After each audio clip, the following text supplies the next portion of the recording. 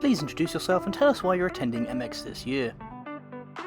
So my name's Alex Lancashire, I'm Director of IC Synergy Limited, and this is my colleague Bogdan. I'm a Technical Director of IC Synergy Limited. And IC Synergy, we basically monitor and measure any premises for their energy consumptions, their cost centres, so that they can have a visual and a automated footprint of where they're spending their money and what is consuming that money and what they can do about reducing that expenditure. We came last year and had a good show, and we're pleased with the customers that came. It's about the calibre of the customers, so we're pleased this year. Today's been a good day. We met some very high-flying accounts. We have a few in our other business, in our LED lighting business, and we've had some of those cross-fertilised to this show and come and see us. So we're pleased. Yeah, we're also finding that the industry is not, well, any industry is not quite ready there. We're not measuring anything. So more than anything, we're trying to also raise awareness at the same time. If we strive to be carbon neutral by 2030, we need to know what the starting point is. So we need to set a baseline and see what the starting point is, so we can take the right decisions and we can make the right changes. So we are carbon neutral by 2030, basically. So yeah, as much as anything, we're trying to raise awareness that we need to start to measure where our energy is going, basically. I don't want to sound pessimistic, but I think if we don't start doing things we need to be doing now, 2050 is very close, 2030 is even closer. So we need to start measuring, we need to implement, we need to let technology help us get to where we need. We've got all the technology, we have the kit, we have the software, we've got the know-how, there's people out there that know how to do it. All we got to do is raise awareness and make customers meet us, basically. What's the main obstacle to managing energy efficiently?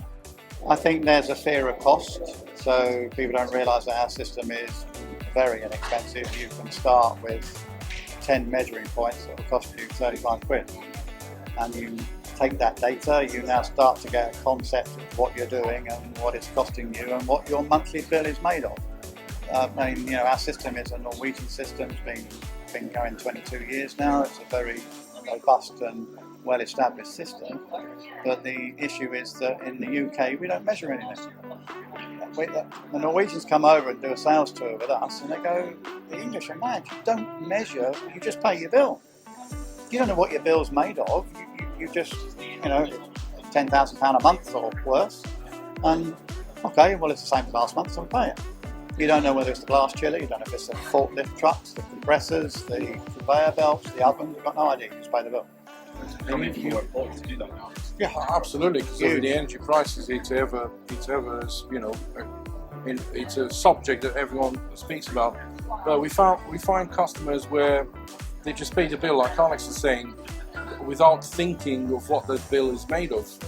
Because it could be made of all the hardware, all their assets running in a factory, but it could also be made of 40% waste because they don't turn off the air conditioning, the heating, they leave the lights on, or they haven't switched from old type lighting to newer type LED lighting.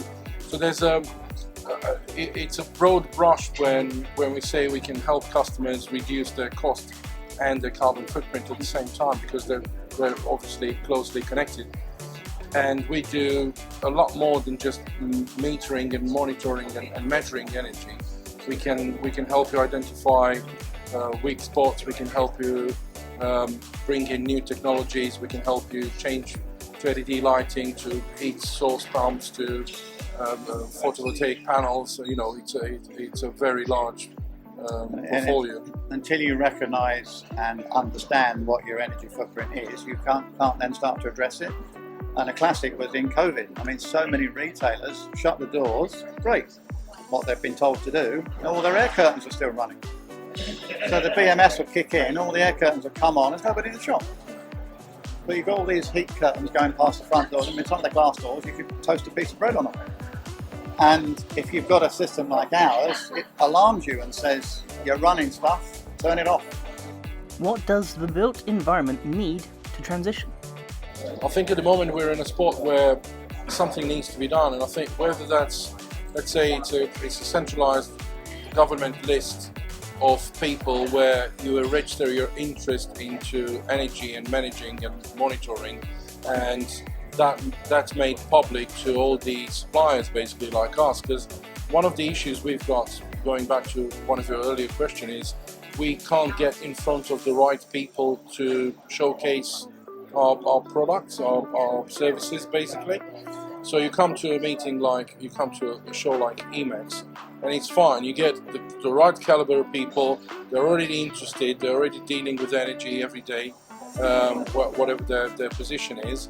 So you're talking to the right audience, but we need something more. We need everyone to be made aware that yes, we got to meet a company like ICIS Energy, because somewhere down the line, whether we like it or not, we need to be carbon neutral. Yeah. And unfortunately, one of the approaches we met, very energy hungry. They pay £2 million a year. They used to pay back when energy was cheap.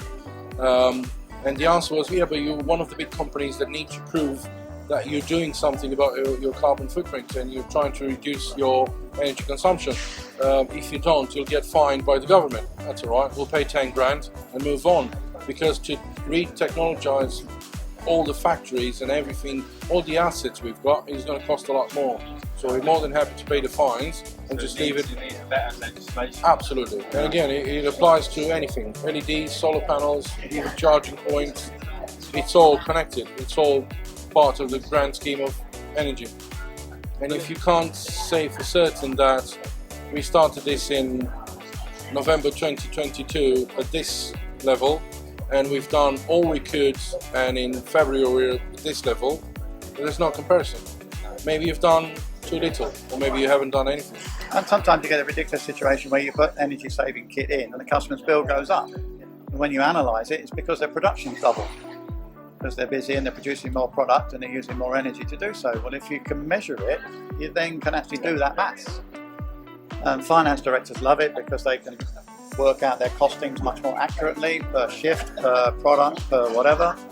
You've got scope 1, 2 and 3, so we measure all 3 scopes and we can report on those. So you get your carbon footprint, you've got your suppliers baseline, you've got your customer baseline, and you've got some data that you can start pumping out to companies that demand to know what your carbon footprint is, which is the beginning to do.